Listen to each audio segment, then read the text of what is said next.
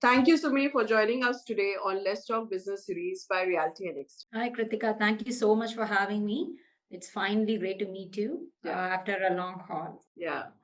So, Sumi, before we get into the projects that are going on, and I'm sure our audience would like to know, what is the core activities and services that Ashton Gray Investment specializes in, and what sets your company apart from others in this industry?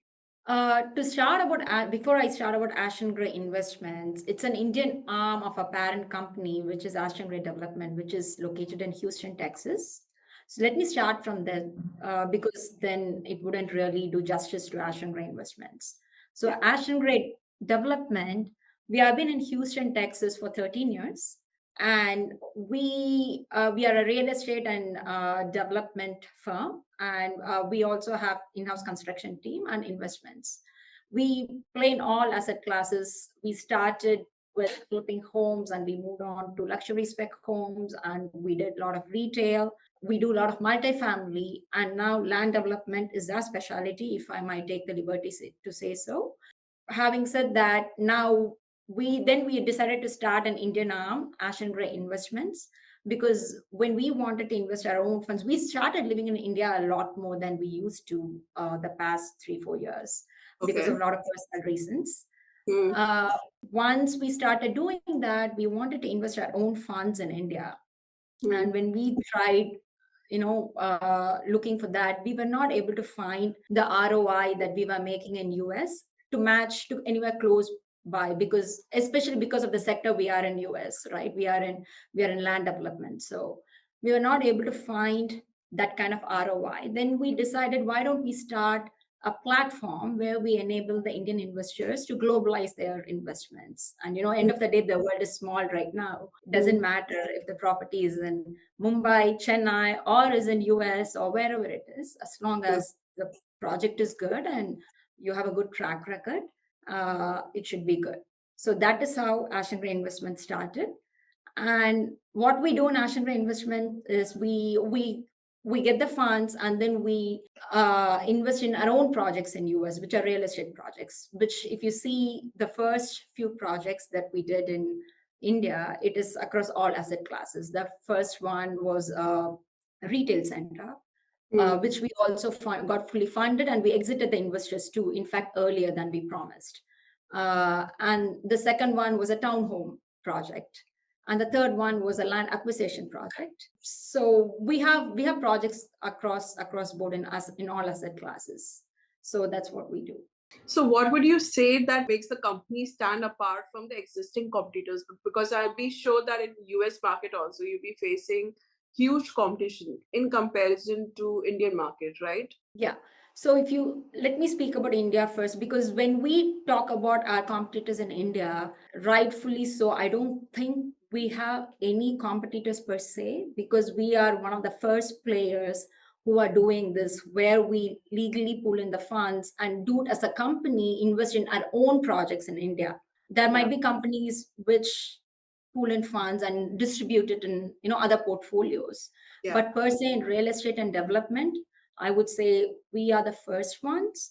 And in US also, being land development, it's a very niche, it's a very niche product, because in land development, there's a very high barrier to entry in that specific field. And you need a lot of technical expertise and financial background to play along those lines. So we do have those. So the competition per se as land developers, it's very less compared to what we see over there. Because I would like to add some color to it, because in India, anyone can buy the land, plot it and sell it, right? But in US, we have to go through a lot more in terms of, purchasing the land, and zoning and permitting, getting the water sewer connections itself take 2 years. So that's a long time, and you need to have expertise and political game to play along those lines, to play with the county, to speak with whatever. So that's the niche market and higher barrier to entries. That's what I mean. True. Also, there's a current project that is going on in Texas for you guys, right? So, could you shed some light on what this project is about? What is the timeline like? And what made you guys select this particular project?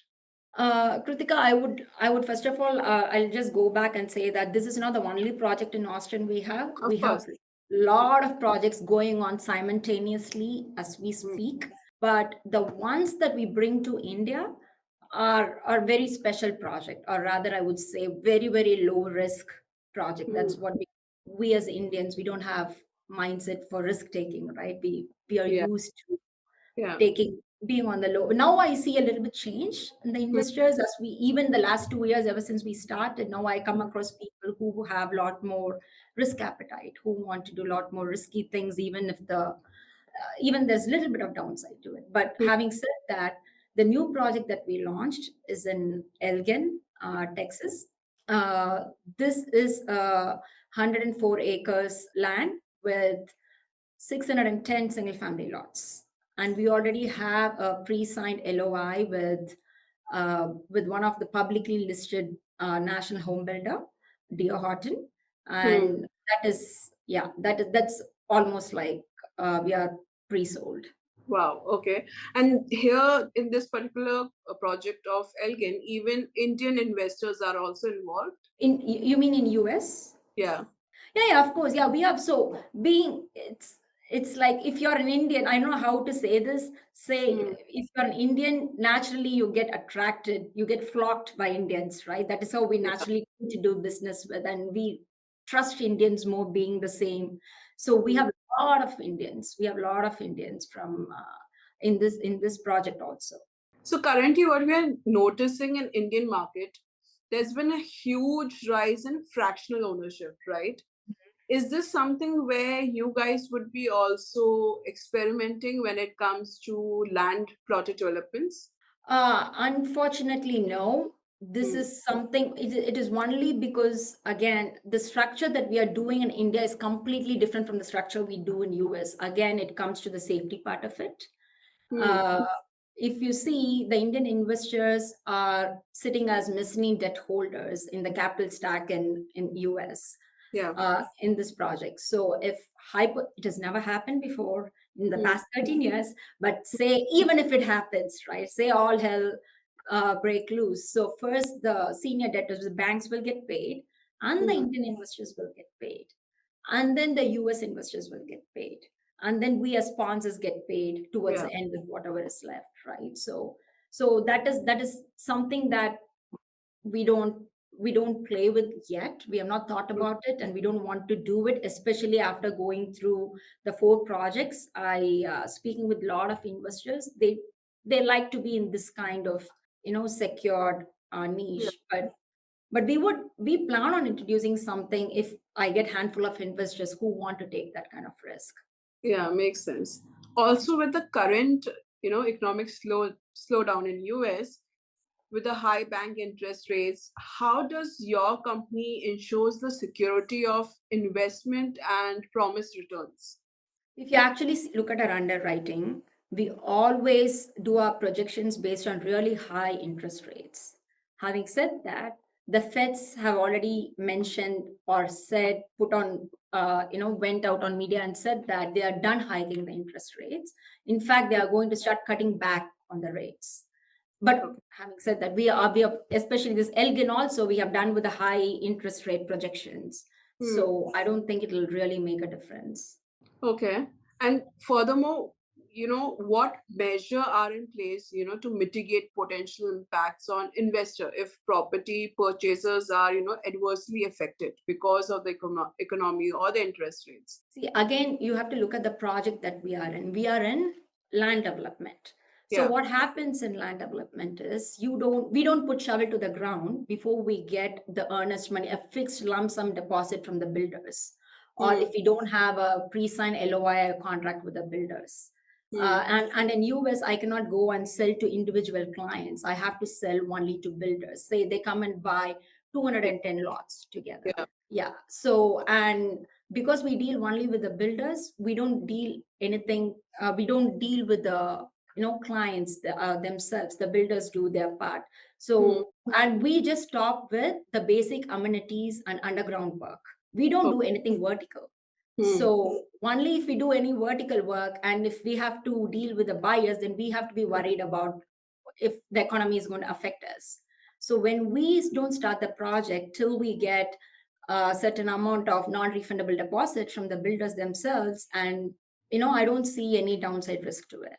So I want to understand, how do you go about, you guys must be having certain kind of checklists when you are putting that kind of investment and time and energy, right? So here in India and in all the countries now, people are relying more on data. So when I say data analytics, they are understanding the future development that would come, that would also get a good return with the time. So what are the precise checkpoints for you, and how do you integrate data analytics by finalizing the decision on what project to invest in? This is a great question, because this is where I want to bring up my husband, Sudarshan Vembati, who is the founder of Ashton Ray Development and Ashton Ray Investments. I'm a co-founder, right? So he is a brain box to be. So this is what he does. So if you understand the company Ashton Ray Development, it's two parts. One is the development and the investment phase, which Sudarshan takes care of. I head the in-house construction team in US. This is what we do. So having said that, Sudarshan's he spends most of his time in looking at deals and researching more on what is coming close by and whatnot. And we do have a very dedicated team to it, a development team who do their due diligence and give us a report on what to invest in. And having said that, I don't know if you remember the Austin boom that we had. In Austin, Texas, we had the companies like Tesla and Samsung move from California to Austin, and there was a huge boom. And if I remember correctly, Sudarshan went about and bought close to 2,000 to 3,000 acres of land in Austin. And I was like, why are we even doing it? Why are you buying this many acres? Because he is he's very analytical and he is very smart when it comes to investments, and that's why we have not lost anything over the 13 years. He knows how to take risks, right? So I said, why would he go ahead and buy all these kind of such huge acreages of land? And his point was, I have data of all these companies going to move, just wait for the news. And I see the news, right? So data does play a pivotal role, right, in your future investment. That is huge. You need to know what you're investing in and what's coming close by. And is it coming under mud district, or do you have to do ETJ mud? So there's a lot of questions have to be answered. So building a substantial asset like Elgin typically takes time. So could you elaborate on how Ashton Gray investment and how does it achieve 23% return from the project inception? See, if you look at our underwriting in Elgin, we call this Harryland Briarwood project. Harryland project. We have another project called Briarwood in Elgin itself, which is very close by. And when we started that project, we had a lot more buyers wanting the lots than had the lots to sell, because that was a lot of buyers wanted to sign up with us, and it made sense for us to go and acquire more land close by. That is how this Harryland project started. And if you look at our underwriting, the annualized projection for this project is 40%. So the project itself makes 40%. So you can see how close side we can give our investors 20% or 23%. Yeah. And also the company claims a 100% track record in delivering returns. I would want you to shed some light on the methods and process available for the interested parties to independently verify the company claim. How do you outline that particular claim? So I would proudly say that we have not lost any investors in the past 13 years. We can put you in touch with investors who have been there for the longest time with Ashton Ray Development, right? Even if one fell off, it might be for some emergency reason. It's nothing to do with, the kind what we did. So we can put you in touch with investors in US. And you can also get in touch with our investors here who have been here for the past 2 years and who actually keep investing, not only even before they exit their projects, we get more investments with these investors. So we'll put you in touch with everybody, and you can look at our project details that we have done in national grid development. So Right. Okay. And in addition to providing capital, how does your company actively involve investors in your real estate projects? see, when it comes to actively, I'm sure the investors don't want to be actively involved, because there's a reason why they gave us their funds to be managed, right? True. Uh, Yeah. Having said that, we do bombard them with a lot of emails and WhatsApp messages with the updates of their projects, not only their projects, but also about what's happening in US and with the other projects too. We also have an investor dashboard where you can go and look at your projects and how much you are making per month, and when is your exit. You can look at all of those details. But trust me, we will keep them all fully engaged till they say no, we don't want to hear from you. So they'll get all kinds of updates. So these days, I'm also noticing, apart from data, people are leveraging technology, right? Integrating technology in a manner where all kind of investors from different countries or states can get access to the assets, right? So how is Ashton as a company leveraging technology in your own project, and how to make it like I would say reach out to maximum more investors, and how does technology play a role for you guys? I think it plays a lot because, like I said, especially for us as Indian investors, our projects are in US. So Yeah. everything is technology based. If there is no technology, obviously you're not able to get your updates. You're not able to. You can even look at the land and the Google Maps, right? So all that is very important. Having said that, we also have a tech-based platform called Elm-Base. When someone shows interest through the form, we obviously send the Elm-Base platform where they can look at all their where they can look at a current investment opportunity and then express interest through that. That is Right. one. And next we have the dashboard where they can go in and they can manage all the investments they have done so far and see the updates and whatnot. So I'm interested to know, like, especially being an Indian citizen, we are more when we talk about investments, right? For us, SIP mutual funds makes more sense because we know what exact returns, even what market will be going on, what kind of return will be getting. Not playing too much of the risky way in that kind of investments. What would you say when it comes to the investments on Ashton Gray projects? Like, how would you explain if someone or an investor says, Ki, I rather prefer mutual fund, or why would I go for this particular investment where mutual fund makes more sense? Such talks, does it happen? No, we do. I mean, first of all, we do have a lot of investors who say, I have money in FD. That is the most kind we get. Yeah. Right? They say, Yes. I have money in FD. Hmm. It's more safe. And why would I invest with you? Right? First of all, I don't want to, I'm going to shoot myself, but I don't want to say this. But what what is the insurance that bank is giving you if you know how banks operate?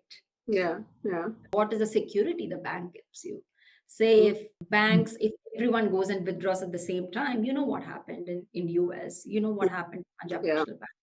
Yeah. Anything can happen, and they would just send you with 5 lakhs in hand, saying this is your insured amount. And what happened I don't know if you heard about what happened in Lebanon. What happened was lot of the economy was going down, and the government just went and said we are going to take all the depositors' money to pay back the debt, and we'll give you, I think it was 1% or something, 1%, 15%, but some very less amount, just saying that this is what we are going to give you, we are going to take back rest of the money. Okay. So what makes you think that it might not happen here, right? It can happen in US, it can happen anywhere in the world. True. So Yeah. so I think and I would say it's very important with the kind of inflation that is going on in the Yeah. world. It's Yeah. very important that your money makes money when you're Hmm. sleeping. If you don't make 10% of 10% of what you make, you hardly break even with inflation. Yeah. So in fact, you have to, my association always says you have to earn double One is to pay for your day-to-day expense, and the other one is to keep up with the inflation. True. So how would I? So the direct question comes in my mind is honestly, how secure is my money with Ashton Gray then? With Ashton Gray, again, you have to, this again, I go back to the investors, right? So you have to look at two things when you're investing. One is look at your sponsors and Right. look at the kind of track record they have. And most importantly, I never see this happening in India. You have to look at the project you're investing in. True. That is very important. Because I see with the investors, all they care about is how much do I make? Yeah. How secured is the money? I mean, you have to look at the project to know the details of the project to see how secure your money is going to be. Having said that, if you put in mutual fund, I don't think you're going to get details on what the fund is going to do. Right. So it's even when my friends come and tell me, I want to put money because I trust you and I want to give. I have a friend who has done 1 crore. I'm like, I don't want you to do that. Hang on. Then I'll immediately have my investment manager go and talk about all the risk factors involved or all the positive sides or downside, explain about the project details on how we acquired the land and what is going to happen. Yeah. So it's very, very important for you to know. Again, the safety comes down to all, like I can always say that, your money's going to be safe with me. You're all safe. Don't worry, blah, blah, blah. But again, you have to look at the structure, which is mezzanine debt structure, and you have to look at the project, Yeah. 100% on what's happening with the project. So what is the current lineup for the company, like in terms of the upcoming projects, if I may ask? If you're asking about Ashton Gray development, a lot is going on. We have a huge project in on the East 7th Street in Austin, which is a short-term rental project, which we have tie up with Saunders, and that is a huge project, which if I might rightfully say so, because it's located in downtown, and we are going to build it ourselves in house. Yeah, because if I might elaborate, we also have an in-house construction team. That is how we are able to provide such returns, right? And also Because the transparency when it comes to such construction, right? yes, and what happens is, because I had it personally, say if I see any rise in price, if there's a price increase, or if I'm not able to get my permit, if I fail an inspection, I immediately tell Sudarshan, hey, I'm going to take 3 more months. Do what you have to do. So Right. either he's able to manage with maybe the current investors will want to stay till the end of the project for next 3 months, or they might want to cash out. Then Sudarshan brings in fresh set of capitals and pumps it in. And that is the way it has worked, and that has worked really well for us, because that's another, if I can answer you this on the safety thing, this is another biggest thing, because Yeah. we keep the control in our hands. We are not dependent on any third party. We are not a middleman to anybody. Yeah. It is all us. So you're investing in the company with us. Makes So that sense. is, Yeah. yeah. So again, coming back to the lineups that we have in Ashton Gray Developments, we have again we have the Briarwood project. We have Oakwood Estates, which is coming to an end in Houston. It's another land development project. It's all the takedowns are done. The builders are very happy. The homes are sold.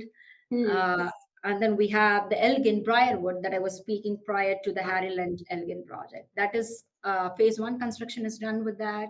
And we have another project in Mena. The reason why Elgin is coming up is because there is a neighborhood called Mena, which is very up and coming, and all the homeowners are getting priced out. So a lot of builders are getting migrated to Elgin. That is how Elgin is becoming more popular. So we have a project in Mena that's going on with, it's a 94-acre project, and we already have builders signed up with us. So we have many such products, and we still have many more deals that we are working on. I would say right now we have about 20 projects on hand. Nice, nice. So could you describe the mechanism and process that you guys employ when it comes to fund transfer between, the India and the US to facilitate the investment and return?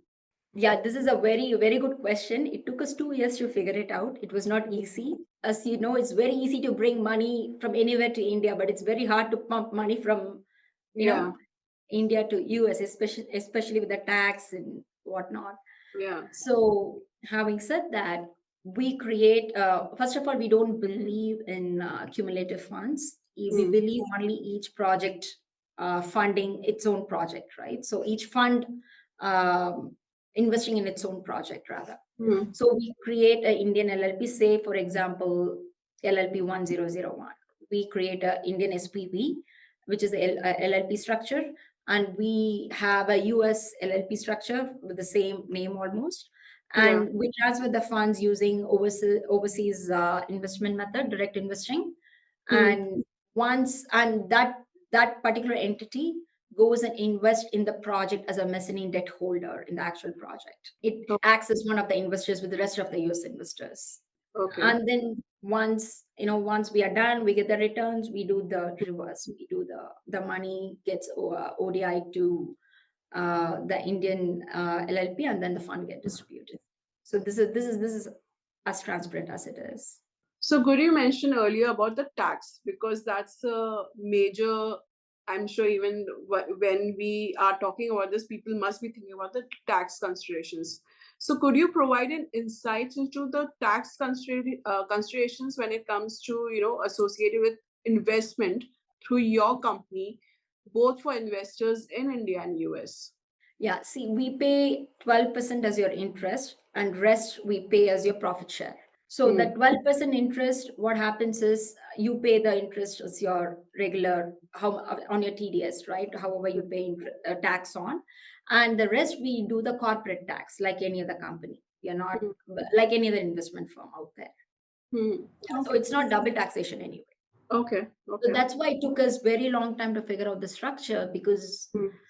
it's obviously new not only for us and Hmm. investors, it's also new for our auditors and our legal and everybody. So it took us some time to figure this out, because Okay. there were other options where there are a lot more structures that we can do, but everything will be double taxed in, Hmm. and which obviously didn't make sense. So will we be also, like we have spoken about the Elgin project, and there are so many other 20 projects that are there in the US that you guys are working on.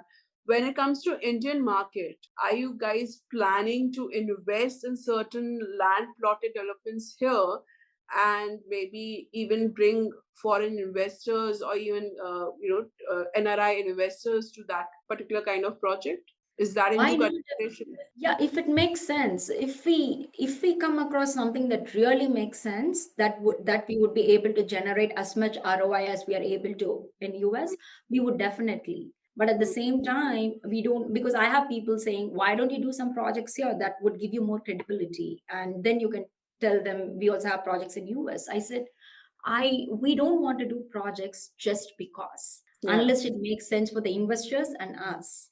right. But if the opportunity presents itself, we would. Hmm. But if not, I would say, I mean, there are great Indian players who know their market here, True. and I would just leave that to the experts here rather than me trying to meddle with that. True. So no, because why I was asking, because taxation that we discussed about was always an point even for foreign investors who are going to invest in Indian market. Now, Gift City, which is now developing and coming in Gujarat, the taxation has been levied, and more foreign investors are being pitched for certain be commercial asset or land plotted developments. Is that something which where you feel that Gift City is can be one of the criteria or the good way to get into the Indian market? That would be fantastic. That's amazing that it's happening. And if this is, and like I said, if we find something that makes sense for us, we would definitely do it. I'm not saying no, because we are also venture capitalists. So Yeah. we constantly keep looking out for opportunities, and we have a lot of projects in India to our personal funds Hmm. that we have invested in. But when you play with other people's money, then you have to be even more careful. True. So like I said, if I get an opportunity, and if I pass it and get the blessings of Mr. Vembati, who is the huge deal maker, Hmm. so then we would definitely do it. So tell me, earlier we had discussed about the fund transfer, right, for the investors from US to India and all. When such process happens, do you need to seek approvals of the respective government, be RBI or from US, the respective government, to get these fund transfer? Is there certain kind of process involved? Yes. So when I transfer the funds from Indian LLP to US LLP through ODI, it's Yeah. not as simple as just wiring the money from one bank account to another bank account. It has to go through the RBI process. They have to give their blessings. it Hmm. takes close to 6 to 8 weeks for them to even to do so. Hmm. So and in US, I'm always scrutinized by the SEC in US, and I have to be extremely careful with the what I'm doing with every penny and every cent. It's not I Hmm. can just take the money and distribute it in other projects and then bring you back and say this is the project I've used it for. There has Right. to be absolute transparency in everything. So when it comes to safety, that's why it's very important for people to know.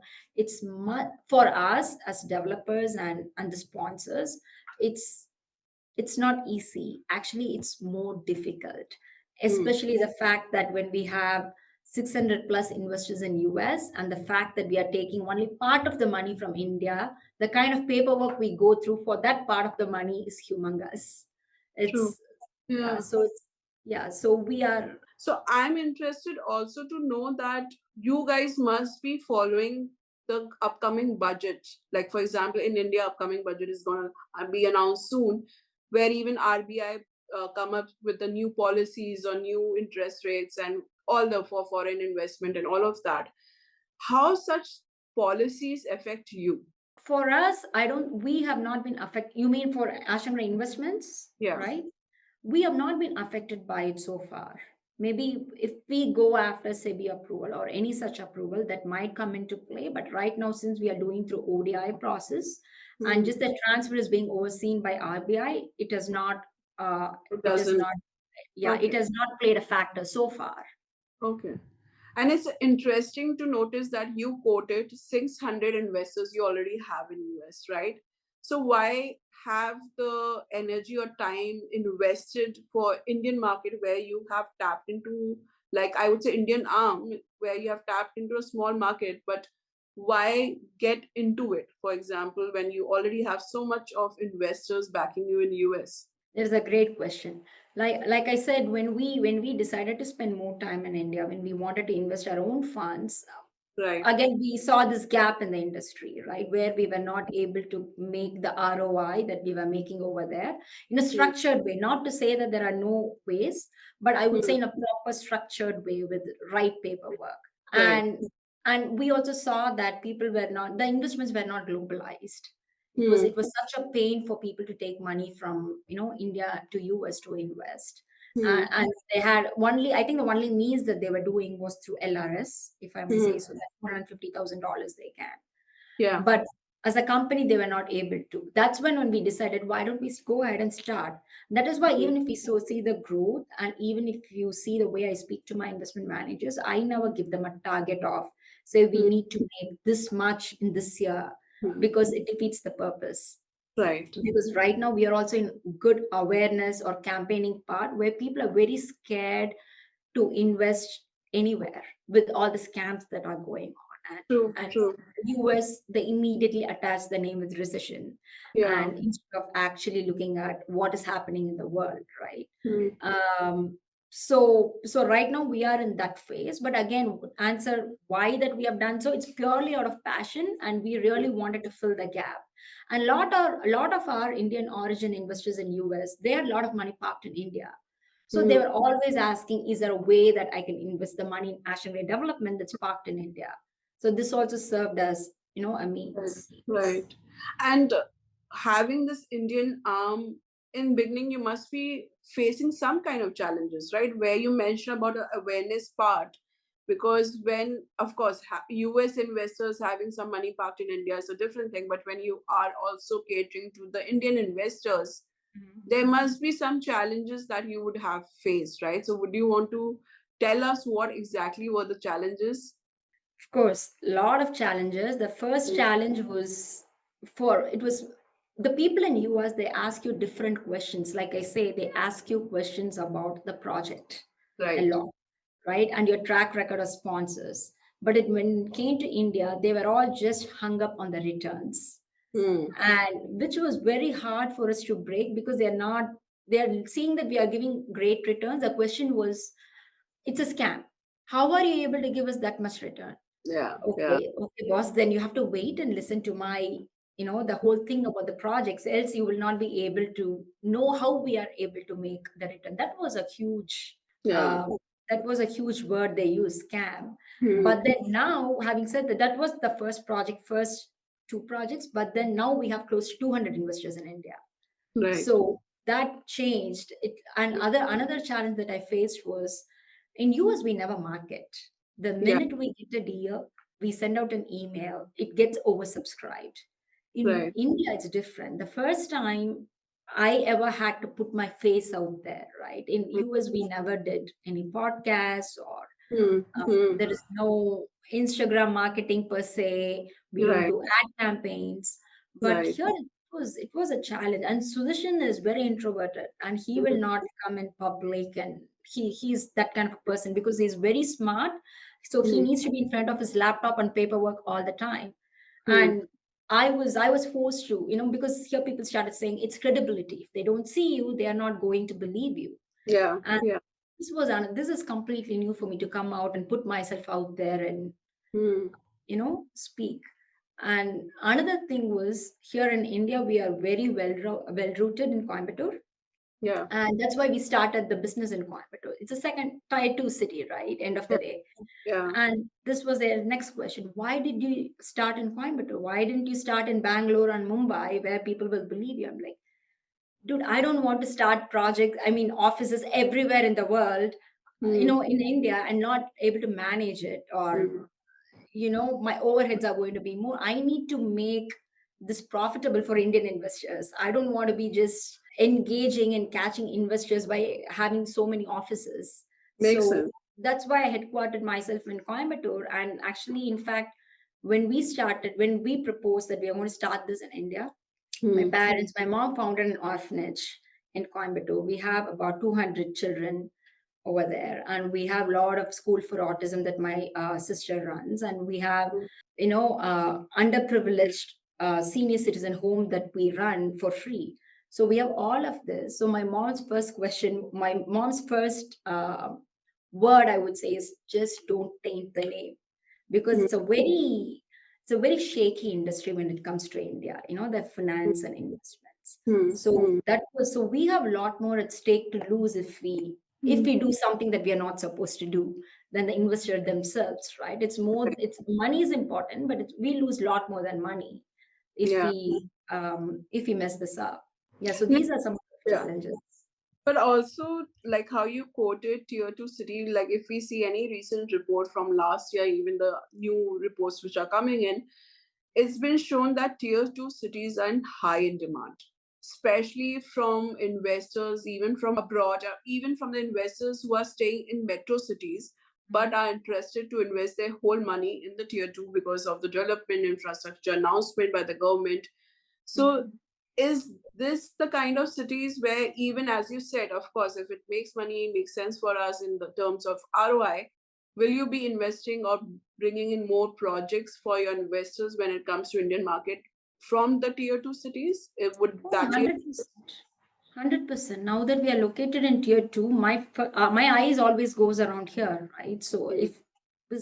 if the opportunity presents itself, and right now as we are speaking, we are also looking at deals. So when we come across one such deal, we'll definitely do something here. So earlier we had discussed when it comes to fractional ownership, right? So just to let you know, in Indian market, when it comes to fractional ownership, the minimum investment is like 1 lakh. So it makes you a huge pool and it caters to huge pool of investments or investors coming into that particular project. But when it comes to your projects, what is the minimum value an investor can come in? It used to be 10 lakhs. We just recently changed it to 25 lakhs. That is a minimum. Hmm. And the reason for the change is also because a lot of our existing investors and even potential investors, they wanted to park more money for longer period of time.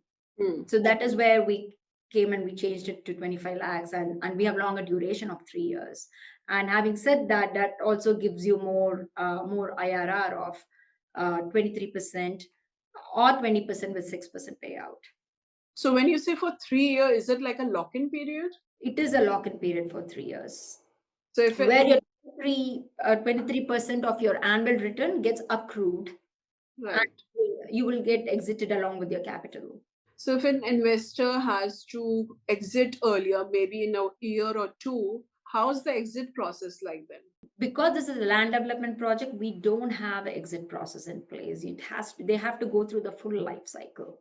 Okay. Because why the returns are more here is because we have to we have to wait for all the builders to take down their lots, and as they Right. take down their lots, we get paid, right? Right. And so that's why we have to wait till end of the third year to give up the returns. And having But minimum, sorry, mhm. yeah. No, having said that, there is also another structure where it's 20% return with 6% payout per month. But having an minimum investment 25 lakhs, doesn't it filters a lot of investors from the Indian market? It does, but having said that, the kind of projects we do, it's very hard to do, 1 lakh, 2 lakh investors. We really want, in fact, even 25 lakhs, I would say, is bare minimum that we are doing. Yeah, yeah. But it might be getting you a better, I would say, cream of investors who are serious in that way. Do you agree on that?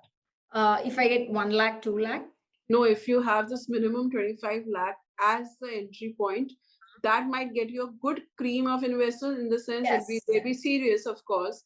They would yes, have done their thorough homework and research, because when it comes to, because what I've noticed, wherever the investment is hardly 1 lakh or 2 lakhs, it's become like the investment where exits are coming quickly earlier, yeah, and yeah, and then they do not prefer those investments in terms of long run. They'll just pool in money in different yeah, manner and try to exit earlier too. yeah. This is like shits you're talking about, right? Yeah. Yeah, yeah. So yeah, that's true. So Sumi, my last question to you would be, so we have spoken about the upcoming projects, we have spoken about the challenges. Where do you see Ashton Gray in next 5 years? That's a very good question. I get asked that a lot. Where I see Ashamra investments is more than the number of investors. I would say we personally as Ashamra Investments, we want to keep our track record. Mhm. Whatever we have exhibited in US, we want to do the same in Ashamra Investments and show the investors. That is where we are more focused. So having a good solid track record, provide the Yes. transparency, that's what Yep. we are going to look into. Yes. So I thank think you. if you do that, the rest follows, right? Yeah, I agree. So thank you so much for coming in today and giving us insight about Ashton Gray investment. It was really interesting. I'm sure even in the Indian investors will get a more insights about the company, about understanding why the minimum is 25 lakh, and more projects that are under your belt. I'm sure it's gonna get bigger and better. Maybe next year we're going to connect soon, talking about more projects that you're having in the Indian market too. Thank you, Kritika. It was lovely chatting with you. Hope we meet soon again. Thank you.